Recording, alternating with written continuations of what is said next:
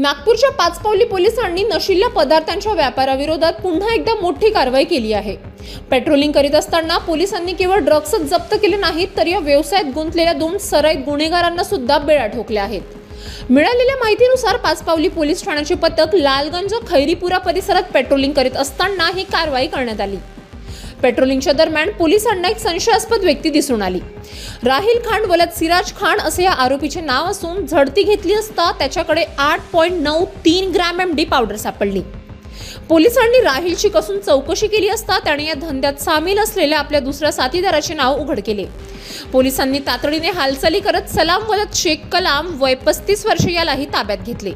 या प्रकरणी पाचपावली पोलिसांनी गुन्हा दाखल केला असून पुढील तपास सुरू आहे।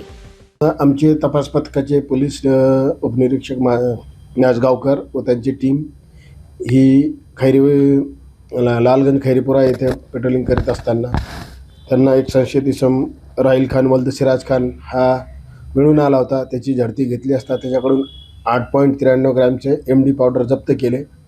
त्याची अधिक चौकशी केली असता त्यांनी त्याचे अन्य साथीदारामार्फत हे एमडी आणल्याचे सांगितले होते। तर तपासादरम्यान त्याचा दुसरा साथीदार सलमान वलद शेख कलाम वय 35 वर्षे राहणार दोन्ही मोमिनपुरा याला ताब्यात घेण्यात आले आणि यांच्या ताब्यात एकूण 57,300 रुपयाचा मुद्देमाल जप्त करण्यात आला आहे। सदरची कामगिरी वरिष्ठ पोलीस निरीक्षक श्री राऊतसाहेब, crime P I Shaikh Yunus, police उपनिरीक्षक नाजगावकर व त्यांच्या टीमने केलेले आहे।